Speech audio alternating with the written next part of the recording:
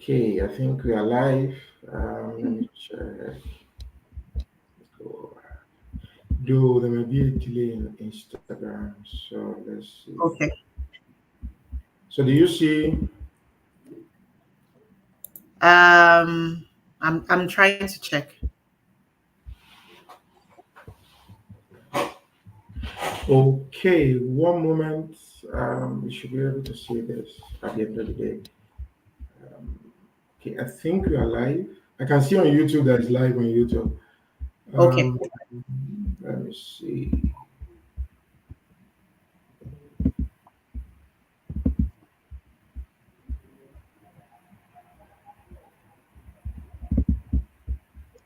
I'm not sure I can even.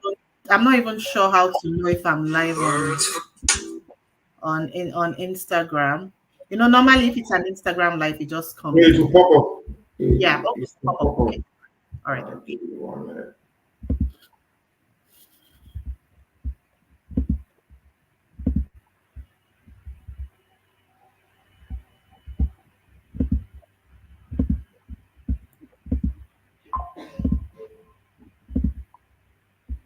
So, hold on. I know one of the beach.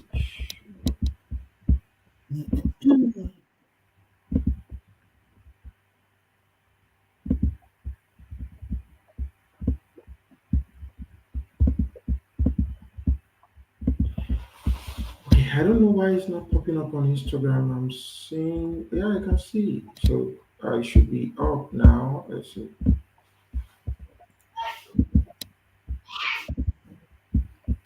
Okay, I've seen it on LinkedIn. Okay, LinkedIn is up. Yeah, Yes. LinkedIn is up.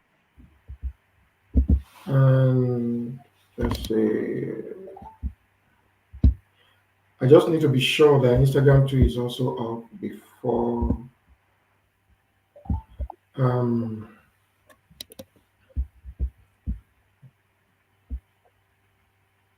um,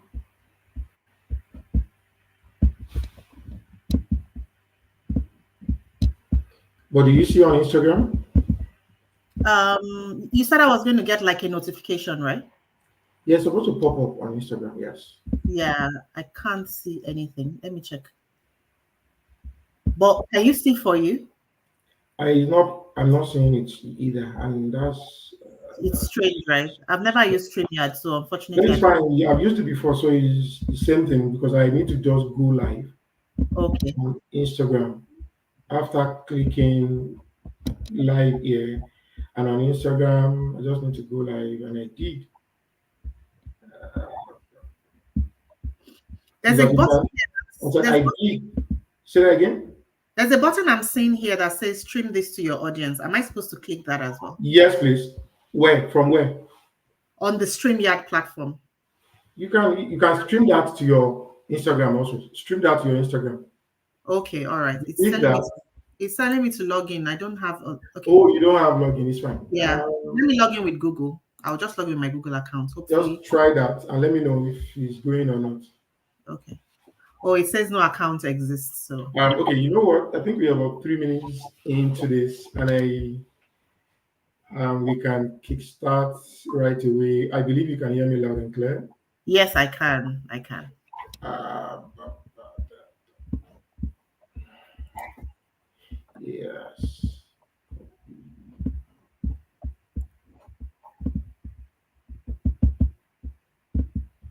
Okay. So I think we can kickstart. I don't know why it's not picking up Instagram. That's strange for me. Okay. If it's okay by you, we can just run with this. I know Yes. it's live on YouTube, and we are on already. Okay. Good afternoon. Or it is a great day, everyone. My name is Ayola. I'll be having this chat with Bumi. Bumi is human resource professional and she comes with a lot of experience. She's also a certified trainer and coach. The ability for her to be able to coach several people, businesses, individuals, organizations from John Maxwell. And I'll be asking questions from her. Our topic today is on job application. and we focus more on resume and cover letters because there is one way to say there's resume and the other part is cover letters. Understanding both and working with both with effective and efficient skills helps you to be able to get invited and eventually get hired. And I'll start with a question that says, when we say job application, focusing on resume and cover letters, what do we mean? Bumi? If I can ask that question. So your resume and your cover letter is simply a snapshot view of what the company that you're applying for would see. It is your opportunity, and it is your first opportunity to sort of represent yourself and tell the story of your career, what you have done, and what you bring to the role. So it's the first step, and usually this is a step whereby many people are screened out. And so it's almost like a very important step. It's just as important as the actual interview. It's almost as important as the actual interview as well. So um, I would say that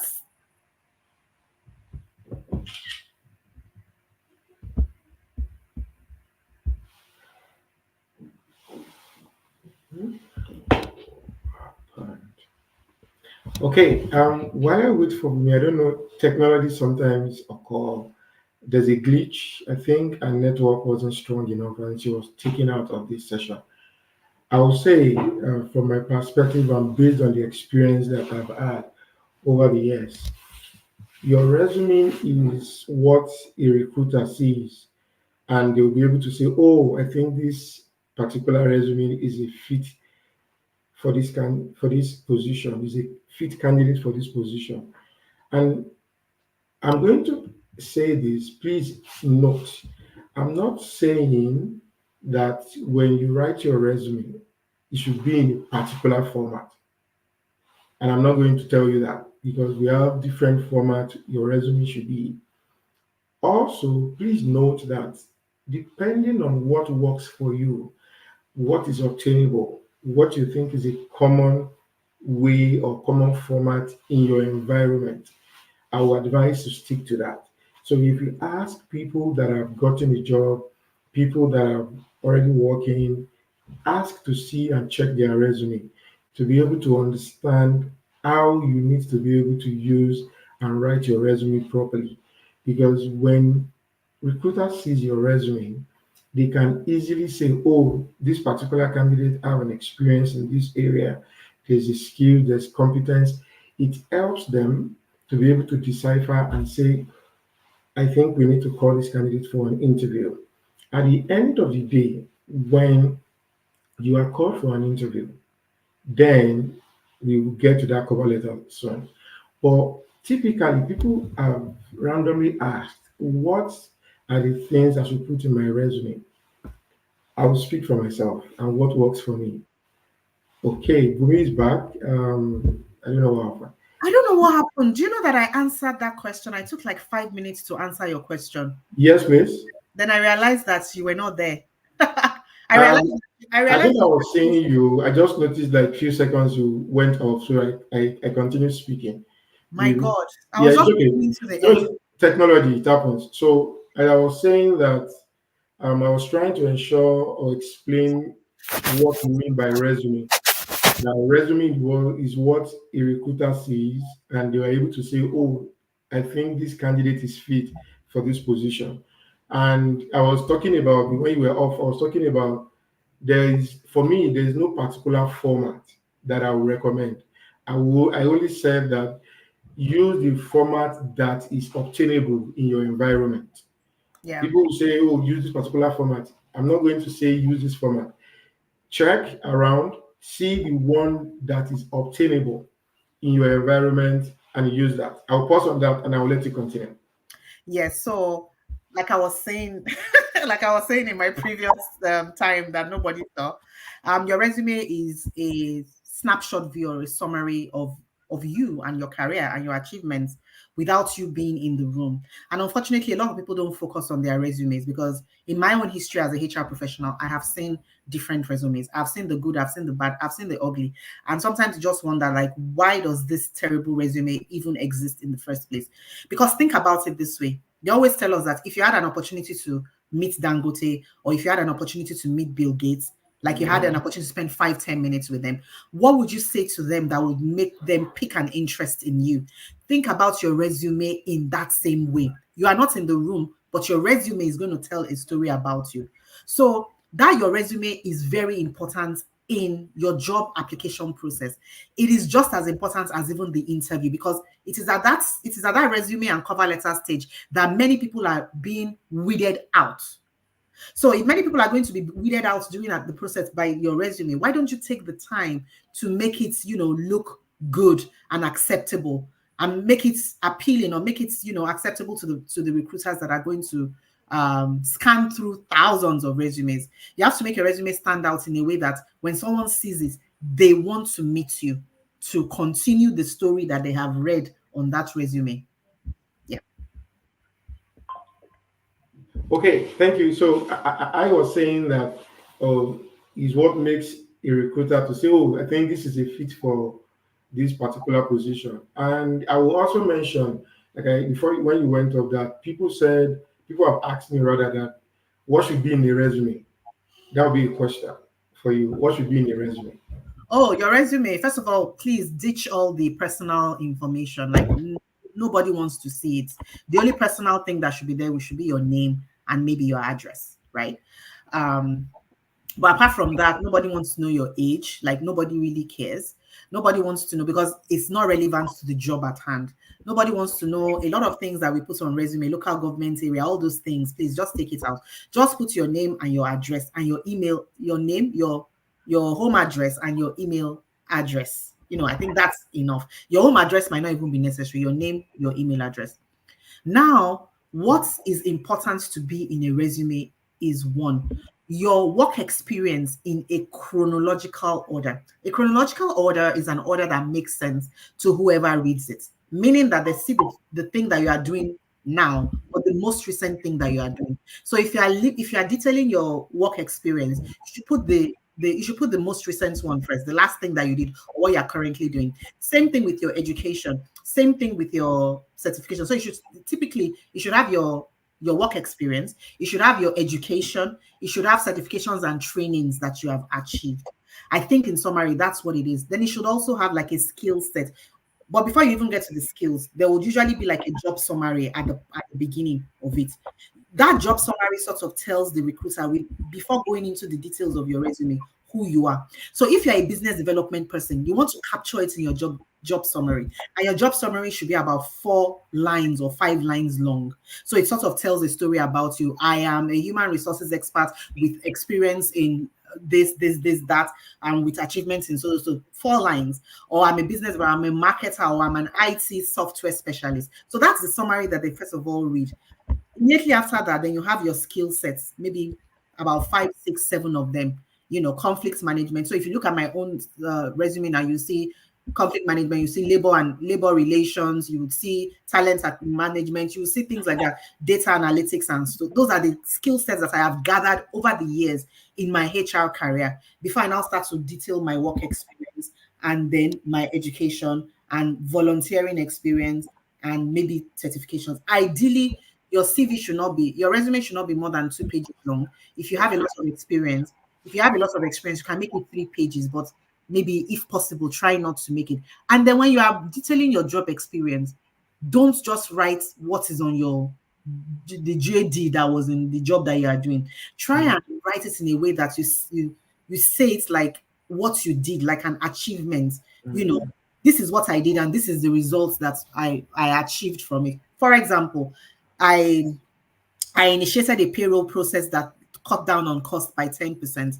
I initiated an employee engagement survey and framework that reduced attrition by so percent. So that's the way you write it, not just say employee engagement, this one, that one, that one. So that would be my answer to your question. Thank you. Thank you.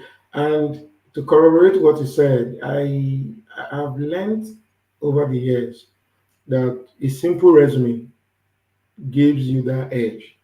And I've also seen that people, due to experience, people will just maybe copy and paste. Yeah. And when you then invite them for an interview, you see that they can't even explain what is in their resume. Yeah. It becomes a problem for them. It's like the expectation is very high, and when you see them physically, it becomes an issue that they don't even understand what is in their resume. Like Resume. you said, yes, achievement is very critical. Explain what you have achieved, the things you have done that gives you the edge, that gave you that job, and that will maintain the job is what is critical for you to be in the resume.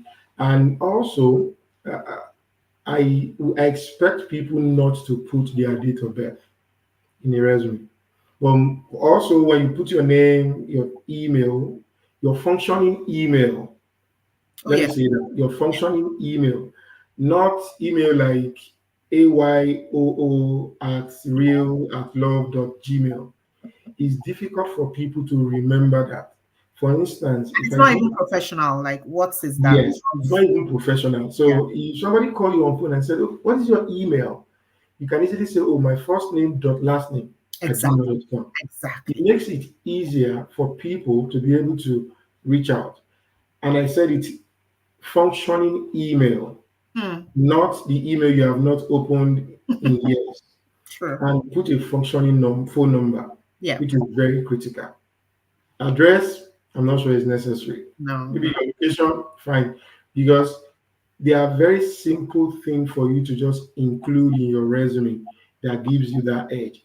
Don't put your date of birth, all manner of information. You don't need to put your personal information. Local Aside your government. name, your email, your functioning phone number, that's all. Probably your LinkedIn page, LinkedIn link.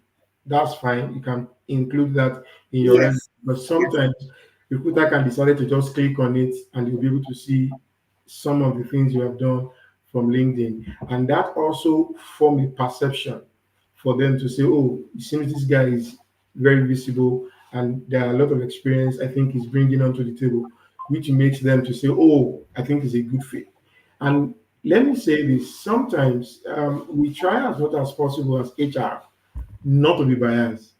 So we have different types of bias, but the critical one is the ability for us to be very objective when we are doing this. Because if you are looking at 40 resumes, you might be faster or slower on the other one because if you find something interesting on that resume, you can take a longer time. On But it. one thing I can say for free from experience, being very objective and bias free is one of the things that I've seen recruiters practice for them to be able to call you for an interview. So that's that on resume for now. Like Bumi said, your certification, your education, and you can do it chronologically from the recent one downward. Simple, short, and precise. No, for me, I would say it should not be more than 8 to 10. Your job you have achieved or done in the last past years. It should not be more than between 8 and 10. That helps you to be able to achieve that 2 pages. When it's becoming longer, you don't even need to put all the certification that you have achieved. You Yeah. can talk about that when eventually you are called. And that will take me to the next question, which is the question is it sounds simple, but I have a reason for asking. How do I apply for a job? Okay. So for you to apply for a job, there are a couple of things you need to pay attention to. First of all, you need to look at the published vacancy and you need to look at the job description. So for example, I'm a HR professional, but I don't apply for all roles that has been published in my space because I don't have are you there? Hello? I can hear you. You can hear me, okay? Because you got frozen, so Yeah, I didn't want what happened the last time to happen again. it's okay. So yeah, so even though I'm a HR professional, I don't apply for all roles that Correct. comes up in the HR space. So that I'm a HR professional, so I will typically look at the job title, right? And then I would see whether it falls within the areas of my interest. So I hear people say, oh, just apply for jobs. You can't just apply for jobs. You have to figure out the kind of jobs you want to apply for in the first place, right? I feel, and that in itself is it's an exercise that you must go on. So sometimes, like, so when I moved to Canada, for example, I heard a lot of chatter. There was a lot of advice. Do this, do this, do this. Go to this field, go to this field, go to this field. But eventually, I had to sit down and do a gap analysis between where I am and where I want to go to, and then fill in those gaps. And that also helps me to see the kinds of roles that I could easily apply for right now that I have strengths in, and those that I could now build, because there are still some areas that are work in progress, for me, and some competency. So that's the first thing. Understand the kinds of roles that you want to apply for. If you're a marketing person, is it all marketing roles that you would apply for? Number one. Number two, you would need to look at the job description, right? And then if you see that you can perform maybe about 50% of the things stated in the job description. You don't have to be able to perform everything. No. Recruitment is a promise of when you are given a job, there is an element of it that is gray, that presupposes that you can do the job. Or if there are some parts of the job that you cannot do, you would figure it out. So nobody knows everything, right? And that's the whole purpose of working. When you're working, you tend to come across areas that you've never encountered before in your life. So when you see a job description that you see that you can perform about 50% of what is there, then you should give it a shot. So for example, if I see a job description in business analyst now, I'm an HR professional, I cannot perform 10% or 20% of what is there. So why will I apply for such a thing? So that is why I'm Xing out this just apply, throw out your CV everywhere. Yes, throw out your CV everywhere, but let it be relevant to, jobs that that you have a strong inkling towards, strong interest towards, and you can perform to a large extent, or you can perform a bit of it. Now, when you look at that job description, this was something that I really struggled with at first too, having multiple types of CVs. I struggled with it because I didn't believe in it. Like, what do you mean that I should have different CVs? Is this not a lie? Is this not a fallacy? Am I not being... And integrity is one of my own core personal values. Before I got into HR, I always used to see things in black and white. It was when I got into HR that I understood, there are gray areas. Integrity is so big for me. So I struggle with having different CVs, or there's a particular word that they call it. I've forgotten the word now. Something your CV, I've forgotten it. Right, you have to prepare your CV. So tailor, thank you. You have to tailor your CV. Yeah, tailoring your CV does not mean that you are lying, please. Correct. So let us get that wrong. I think that's where that narrative started from. Tailoring your CV does not mean that you are telling lies around what you have done. Tailoring your CV means that it is not a human being. Most likely 80%, 8 out of 10 times, depending on the kind of organization that you are applying for, it is not a human being that is going to go through your CV. There are some companies, smaller type companies and all that. Most companies that have invested in ATS, there are affordable HRIS systems that come with ATS, even for small scale organizations. And ATS is an applicant tracking software that helps with the process of recruitment. It helps to go through thousands of CVs, because humanly possible, speaking, a human being cannot go through 10,000 CV. So if it is a machine or a robot that has been programmed to go through your CV, why don't we be smart and speak the language of this robot? And so that's what you want to do when you are tailoring your CV. You want to make sure that you use keywords. You want to make sure that your CV captures quite a number of elements from that job description. So much so that when they are going to match your CV in that applicant tracking software, there is like an 80% above match. That is what I would say. It's stressful. I know it is stressful. And I didn't do it all the time, I must say. I did it sometimes, some other times I could not, and I could not be bothered. I just continued with my One Nation CV. But, if you're looking for something, sometimes you really need to push yourself to do the impossible. That would be my answer to your question. Okay, thank you so much, Bumi. I think what you said, you are spot on this. So for me, I think I struggle with that too. But one thing, the word is tailor your CV. Sorry, your resume. We call it resume around here. Yeah. Tailor your resume or your CV, as it's called in other environment, to the job description, to the job advert rather. And one thing I've also known and use or do over time is the ability for me to be able to check. And I let me say this: sometimes candidates apply for all manner of jobs, which I think is wrong. So I'm a human resource generalist. Okay. So definitely I will know something about very HR functions. So Yeah. it's easier for me, for instance, to apply for, if you ask me which is my core in all these functions, I'll mention a few, maybe learning and development, Yeah. compensation and benefits, employee engagement. So when you see a specialist job, because you are a generalist, it's easier for you to tailor your CV to that particular job Specialist. post. And like you said, people sometimes are not even aware, or they are aware that they forgot that ATS is what is selecting people or candidates to be able to scale through the interviews. And one thing I would say is that what we are sharing, I'm sharing my life experience, my personal experience. And I have seen it happen that people don't take note of this simple process, just Hmm. simple things to do. And it is those simple, little things that you need to correct and be able to do and follow up on that gives you that interview invitation eventually.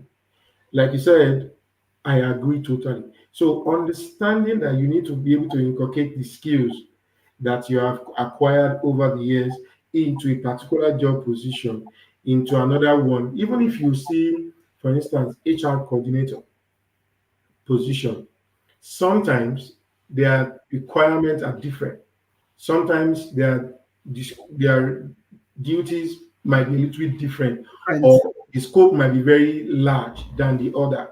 So if you use the same CV. resume to apply, sometimes you just discover that you were called for this, you were not called for this. Hmm. And you then tends to like, why am I going through all this all the time? I'm May not not be. going to apply for job again. And it is said that getting a job is a job on its own. It is. Oh. Hmm. So you need to be able to work on your resume first, then at least get called. And then that will take me to the next question, which is the other part. Because I have seen in this environment for every job application, I can say maybe 80 to 90% require you to submit a cover letter. Okay. So in a short word, but very explanatory, what will you say is a cover letter?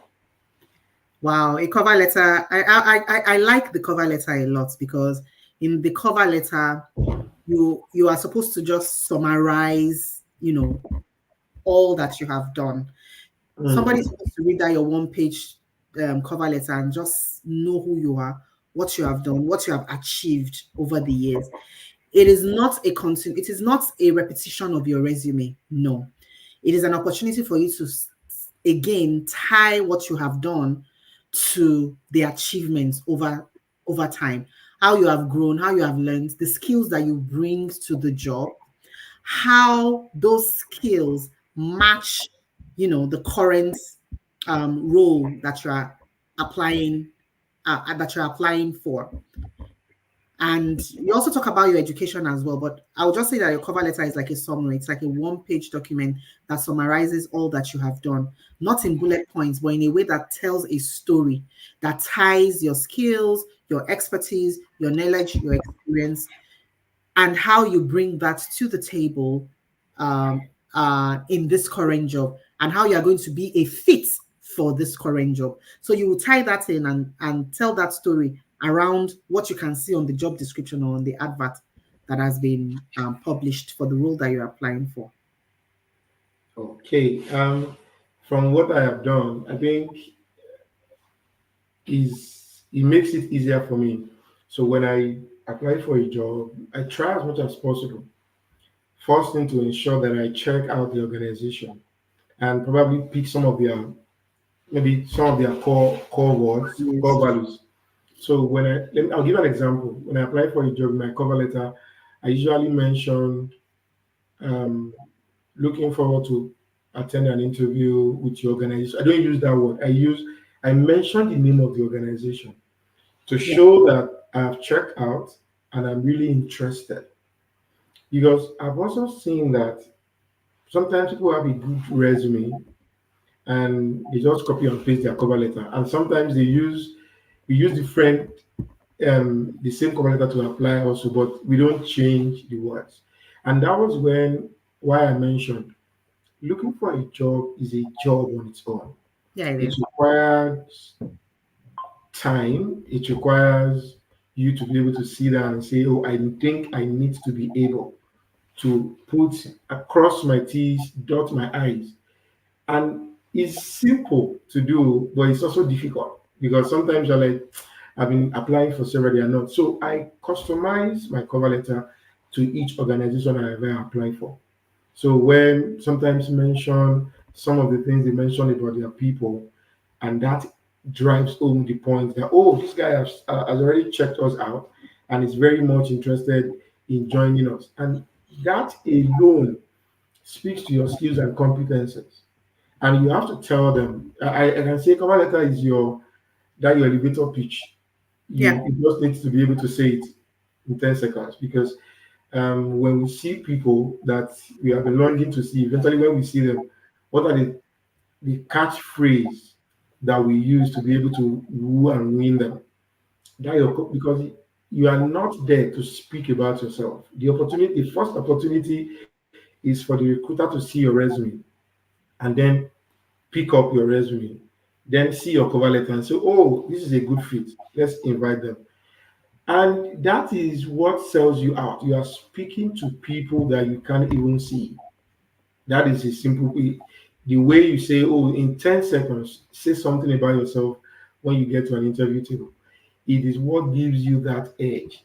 And also note, this still goes through ATS most of the time. It goes through the ATS. And if you are not using the keywords, you might not be selected. I'll give an example. I don't know if you have ever tried to see a job on LinkedIn and it will give you the analytics that are saying that, oh, you have 8 skills out of 10. Your 7 skills matches this Yeah. out of 10. And the same way, the ATS will pick those skills that you are tailoring to that particular position. Because in the nutshell, if those things are not put in place, you might not be selected. And I will reiterate this. They are very simple process. And I've also seen that sometimes people don't follow the simple process. They feel that there is a shortcut to it. So if you don't do your homework and you don't do the right thing, eventually this system screens you out and it becomes, oh, I'm not being taken for this interview. That will take me to the next question.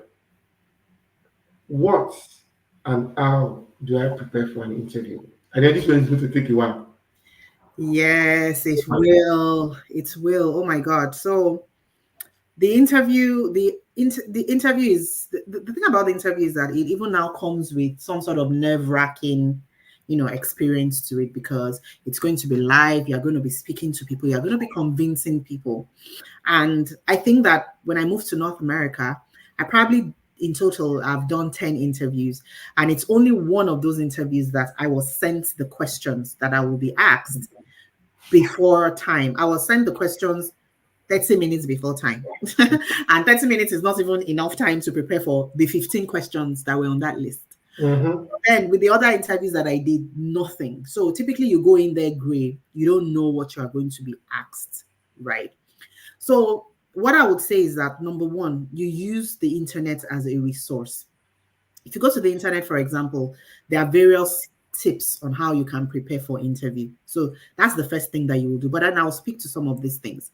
You have to understand that interview is like your almost your last opportunity to impress people, because people, they are not going to only interview you, they are going to interview others as well. So you need to make sure that you put your best foot forward. Number one, research the read that job title again, read that job description again, and just think about possible questions that they can ask you. For example, and there's something called the STAR technique that you would use to answer questions. Correct. It's a situation task. I think A is for what you actually done, Achievement. Achievements, and then R is for results.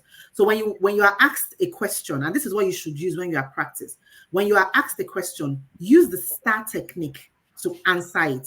So when you are looking at the job description, to think of possible questions that they will ask you, and when you are practicing, because you have to do a dry run. When you are practicing, don't just answer the question, just blaze like that. Answer it by giving a context to the question that has been asked to you. So what was the situation? So if they've asked you that, what have you done around employee engagement? Give us a time. They are asking specific. I still had an internal interview with the current organization that I worked for on Thursday, and I was asked 15 questions. It took 1 hour, 30 minutes. And it is the same situation.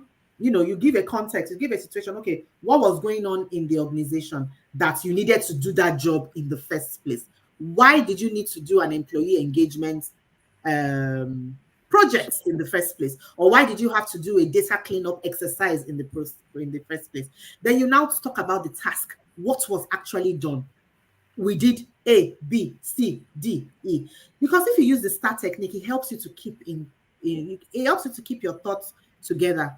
Then A, you will now talk about the achievements, and make sure that when you are answering questions, focus on yourself. Even if you worked as a team, they are not hiring you as a team. They are hiring you as an individual. So focus on yourself. Focus on what you did. I'm not saying you shouldn't talk about the team results here and there, but make sure that 90% of what you are talking about is about yourself, what you did. So you now talk about the employee engagement results. These were some of the achievements that we recorded in this. And then you talk about the results. The results is, how did this impact the organization, as a whole? So think about possible questions that they can ask you around the job description that has been given. The job description will provide you with certain pointers. Then you can also make use of AI. AI has come to simplify our job. I remember that someone prepared me for an interview that I had last year. It was for a labor relations job. And he told me, he said, go to AI and just put in, he told me, he said, I have questions already, but go to AI and then ask it possible questions that can be asked for you around this job description. And AI sent me like 20 questions. Myself and this individual, we spent about 3 hours, more than 3 hours on the call. I had to record the call, going through those questions one by one. That is the questions that he had put together and the questions that AI had given to me. I didn't get the job, but I know that I gave it my best shot. So do a dry run, prepare, be very ready to answer a lot of the questions that can come your way. Think of everything that you have done. And this can be difficult because when you are working, and it just looks like, oh, I'm just working. But, and that's why I always tell people that they should keep career journals that they are feeling maybe every week or even every month.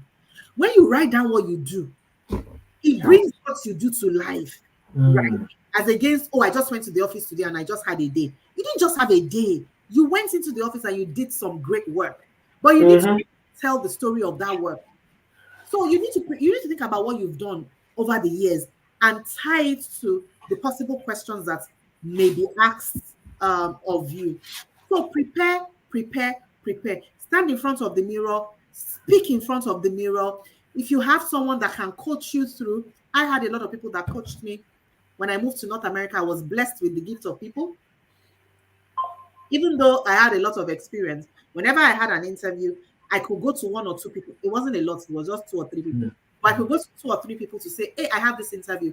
Please help me, come and coach me through. And then they'll tell me, look out for this, look out for this, look out for this. Research the organization. What does the organization do? Try to figure out what their drivers are. How does this organization make money? So that when you are answering the questions, you can tie it in to say, oh, and then when I come to if I am successful in this role, this is what I'm going to do in this area to multiply the impact already being done by your company in such an area. So know the company, know their values, know what makes them tick, and speak to that during the interview. And finally, don't forget to ask questions during the Correct. interview. When they ask you that, do you have any questions, please ask, or at least ask two questions. Ask a question around, you can ask a question about around, you can ask, for example, these are some of the questions I ask. I would say, what does success look like for me in this role? So if I am taking on this role, because I will ask my potential line manager that question. If I'm successful for this role, please tell me what success looks like for you. What are going to be my immediate quick wins in the first 90 days? 90 days is 3 months. You can also ask them, what keeps you up at night? What are the difficulties that you encounter on this job? What are the immediate challenges that you think that I will, because jobs are challenging. So what are the immediate challenges that you think that I would encounter when I get this job? When you ask such a question, it shows interest. It shows that you know what you are doing. It shows that you are coming to the table with, you're not just going to be flat and just there. It just shows like there's a lot of excitement that you are bringing into the role as well. So that will be my summary, of preparing. Okay, thank you. Thank you. So for me, there's what we call 5 P's. Proper preparations prevent poor performance. Yeah, You can never over prepare for an interview. You can't. Like she said, I'm privileged to have people around where I can say, oh, I have an interview. Can you do a run or mock interview for me? And I'll show up probably virtually likely questions. So let me say this. I know that sometimes people have asked me, "Ayala, what are the likely questions that I should expect during the interview?" And my answer to it is, don't be confused. When you check online, there are several resources, right? But I'm not sure all the interview I've done in the last 6 months. I'm not sure I ever asked anybody, tell me about yourself. I'm not sure I've ever asked. We don't ask. We don't. no, And the bottom line is for every interview, they expect you to say the situation, what you have done, and your achievement. And in explaining your achievement, there is an example you give. Like she said, you can't be talking about my team, quote unquote. It means that you did not do it, it was your team. You were just trying to take the glory. However, either you are part of the team or you led the team, there's something that you will have done, and that particular achievement requires an example. So let me give an example. So when we ask questions around conflict resolution, and somebody said, "Oh, I'm not sure I've ever had any issue with my colleague before," and I'm like, "Okay, I don't know what to say to that because eventually you didn't answer that question." yeah, So we work together with people, and there's no way you work with people, even to exchange ideas, there will be a conflict. of course. So you can speak to that. You can't say you have never had conflict with people. To even work on a project, if you ever work on a project, there's no way you don't have conflict of interest, especially in terms of ideas. So one thing that I've learned is, like Bumi said, when you take note of what you do weekly or daily, it helps you when you are preparing for the interview to go back to your note and say, oh, I think I have done this. I had this issue with my line manager trying to support this project. However, she wasn't in tune to that, but I was able to explain why they need me on the project. And that example alone gives you the ability for you to understand that you are very collaborative. It means that there's a conflict, however, but you were able to resolve the conflict because the main goal is to achieve the success for that particular role or for that particular project, rather. If you go for an interview, like you said, never leave an interview table when they ask you, do you have questions? And you said no. Even if, let's assume sometimes you went for an interview, you have a question in mind, and during the interview, they answered your question, right? It's possible. Yeah. But still, simple question you can also ask the line manager if he's person is, oh, you have been here for like 10, 15 years, if I'm right. Yes. What would you say is the success factor for you to stay long in this position. And you'll be so surprised when the person is speaking, the person will feel so relaxed and respond in a good way that gives you the reason why they are with the organization. Even if it is a question around, oh, what is it like working in this organization in terms of culture, in terms of people, in terms of collaboration, there is no way. What makes a recruiter or interviewer to remember you is sometimes the questions you ask them. Is, Hmm. oh, that guy that asked us the question around EDI, that guy that asked questions around our way of work, that guy that asked questions around as a leader, what is the most important leadership style for him? It is what makes them to remember you and say, oh, that guy, not because of anything, because that your question gives them gives them the sense that, oh, this guy is asking us questions and is trying to understand where it's coming to. So for me, when I'm preparing for an interview, you would think, and like you said, my life depends on it. It's true. It's Yeah. an interview Yeah. because the first thing is for them to even get your resume, review your cover letter, and then call you for an interview, which is the last thing for you to prove yourself. And I also say that I show up to be able to convince them and to create that good impression, not to fake it. Because if you are not able to convince them with the experience they have seen, you have it already. But they need to be able to hear it from you, not saying jokingly people will say, oh, check my resume, everything is there. Everything you need to do about me is there. You need to be able to sell yourself because you are now there physically. The reason why they called you for an interview is because they like you already.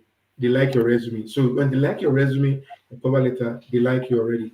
At the end of the day, you just need to come and seal it by telling them, oh, this is what I have done in the past. This is what I think I'm going to bring to the table. This is what I have. These are the skills that I have and ability.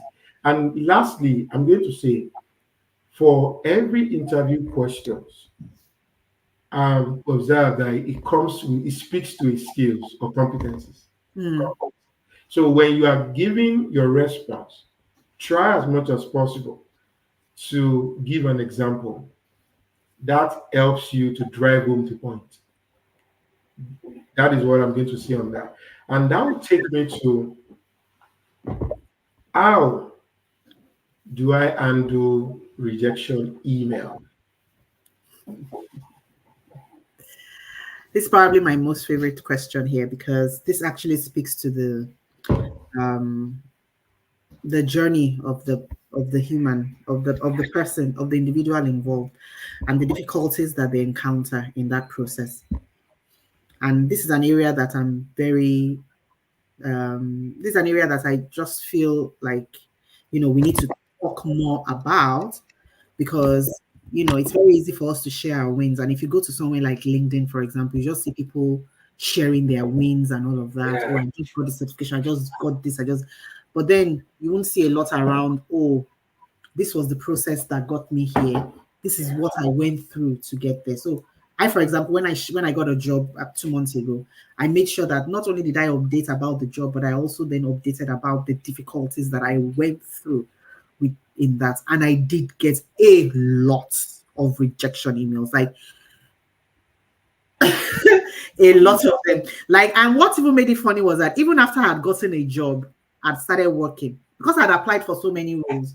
But when I now found a job, I just paused. It's not like I'm Mhm. not going to look for a job in future, but for now, I paused because the process of job searching is so intense. And like you Mm. said, it is a job in itself. And especially when you have left something that you were doing back home and then you came to somewhere like North America and you are dealing with change and you're dealing with a new place, you are dealing with everything new. There's an extra layer of pressure on it than that is different from looking for work back home. Looking for work back home, where we are both from Nigeria, also has its own challenges, but at least you're home, right? Mhm. You're on your home turf. But here you're not on home turf. So the different, you're new, you're just dealing with so many different things.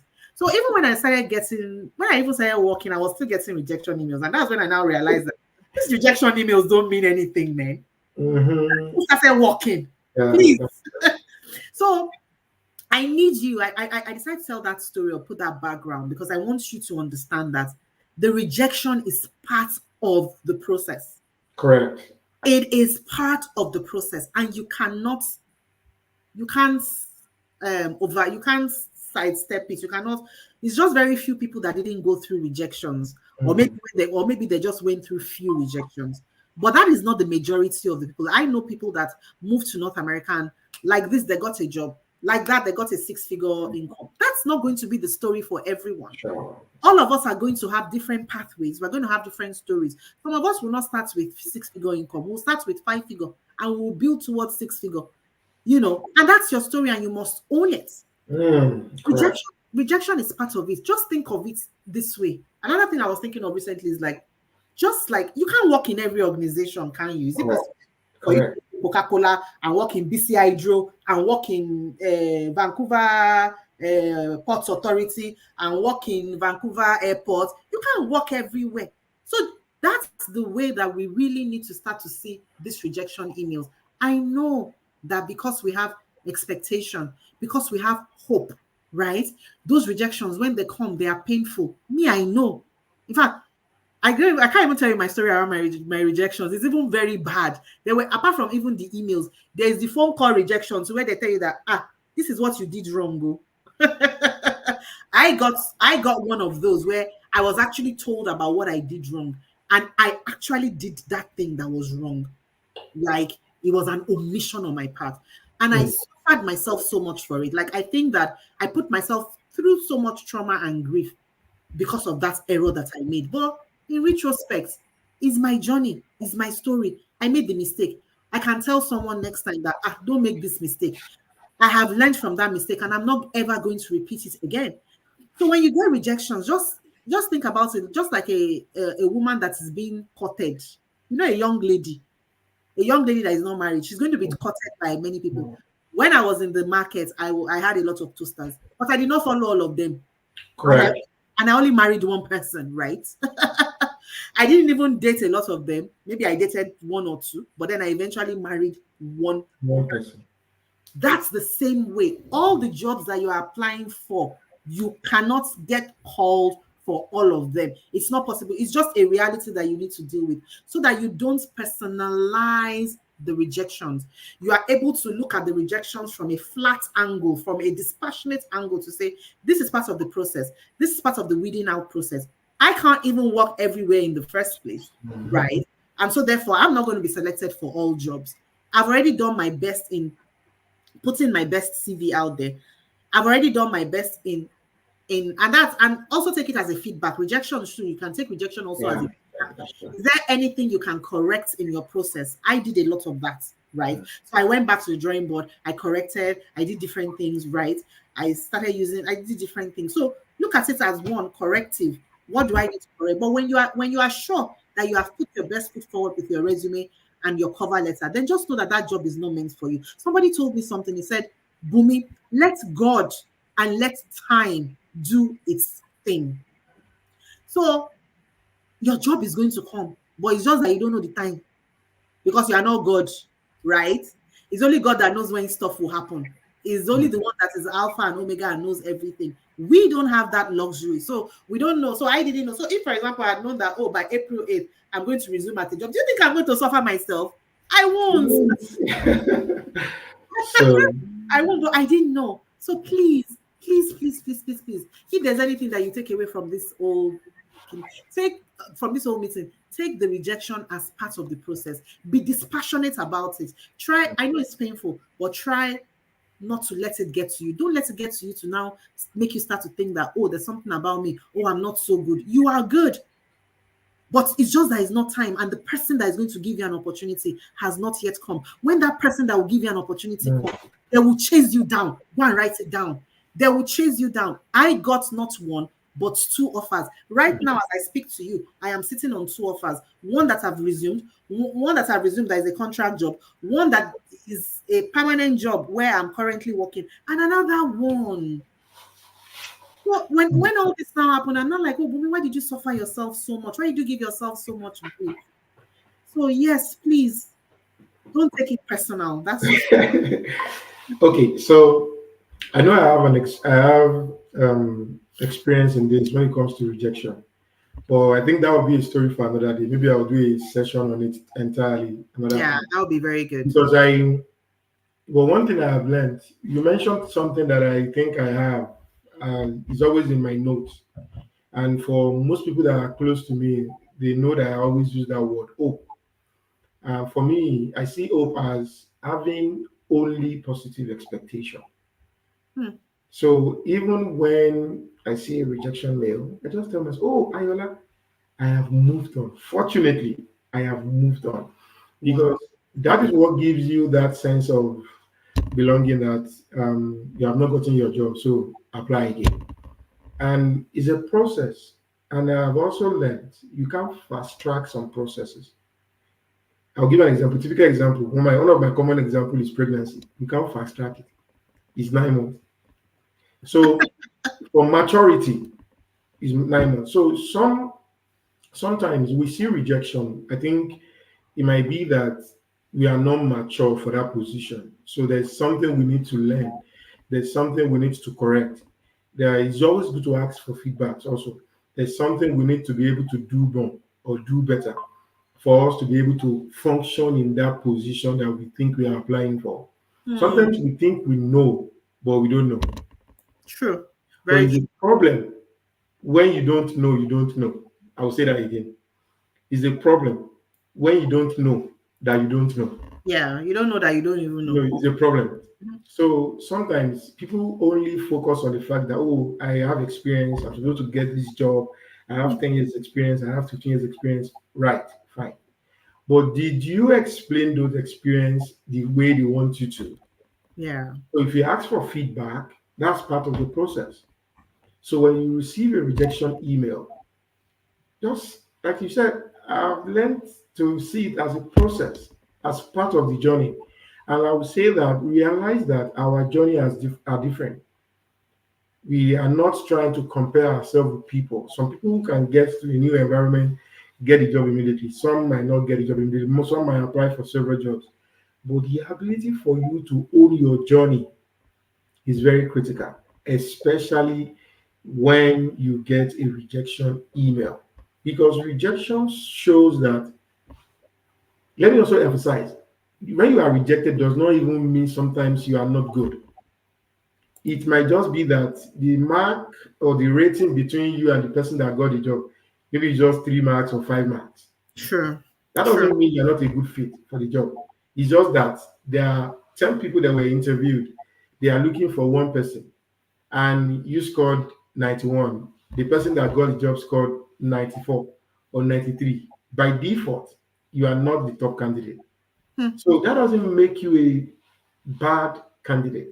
So it's just that for that see it this way, for that particular position, you did not get it. Hmm. That doesn't mean you will not get the other one. But my thought is try as much as possible and don't get frustrated by saying, no, I've applied for several jobs, I'm giving up, I'm no good, I'm this. Never see yourself on the side of pessimistic. Be positive. I'll say that again. All for me is having only positive expectation. So if I'm going to add God factor to it, I would say having only positive expectation in God, like Bumi said. So you don't know. However, preparation, you have prepared, you have applied, you have went for an interview. If you are not getting the job, does not make you a bad person, does not make you a bad candidate, does not make you a less. Does not mean that those things that you have or you know are not there. They are there. It's just that the right job for you will come your way when you go for the interview. Sometimes you feel like, oh, you have done your best. Fantastic. They even told you, oh, you are good, you are this, you are that. But they still send you rejection email. What do? Smile. Hmm. I know it's difficult. I'm telling you from experience. Maybe when I share the story, you will see it's difficult, but it's possible. And I would say that sometimes when we find ourselves in a new environment, we need to unlearn some Oh things yeah. that we think we know. It might Yes. not be applicable here. It might not. It might not be applicable in your environment. Wherever you are, find yourself. If you change environment, study and unlearn what you think you know and try to relearn so that you can earn a better way of doing things. Mm. Because it's not going to be the same. I'll give you an example. A CPA person in Canada might not be able to use the same CPA outside Canada. And if you leave Canada for the next 2, 3 years, if you are coming back, you need to be able to get that designation back to prove yourself that you still have it. So it's different. You cannot, how will I put it? You cannot say it's the same thing, even when it's accounting, because the processes sometimes are different. Yeah. UK, US, Canada, Africa, the accounting system might be the same rules, but they see it in different ways. HR can be the same. HR can be say human resources, policy, processes, but processes here is different from where we came from. Hmm. They are different because you have to adhere to processes and people. So ability for you to be able to learn a better way of doing things so that you can earn the better way of achieving success is very critical. I'll pause on that. And your last word for today. I just want to encourage everyone on this job search process. It can be nerve wracking. It can be it can really be a journey, but don't lose hope. Always believe in yourself. Like Ayola said, um, see hope as expecting positive results always. So even when it doesn't go well even when you didn't get the job, it's still positive news because that job was not meant for you. It meant probably you won't be able to thrive there or something. You don't know. There's so many things that are beyond our control. There's so many things that we can't see. So it's not just as simple as, oh, I'm just looking for a job and I'm just going to work somewhere. It's not everywhere that is for you. There are some places that you won't thrive. So just look at it like, oh, that's not for me. I would not have been a good fit here or something that I don't know is ahead or something like that, and just release and go on. So I wish you all the best. Don't give up as well. Believe in yourself. Keep trying. Get up. Well, if you fall down, get up. If you cry, clean your eyes and continue again. I cried many times, but then I used my tissue and I wiped my eyes and I continued. So I wish you all the best. I did not cry. I don't know. I just when I see, I just smile. Yeah, a man, It doesn't matter. That's not the reason. So African men don't like to cry. Thank you so much, Bumi. Thank you. And I think for all the platform we are on, if you have questions, drop it. I will do me fit to try to go back in a few days or few hours to respond to questions if you need clarity or clarification. I'm more than happy to do that. And thank you so much for Bumi, for doing this. I really appreciate your time. Thanks for having me. It's priceless. Thank you so much. Thanks for that. Enjoy the rest of your day and talk to you soon. Take care. Bye. All right. Bye.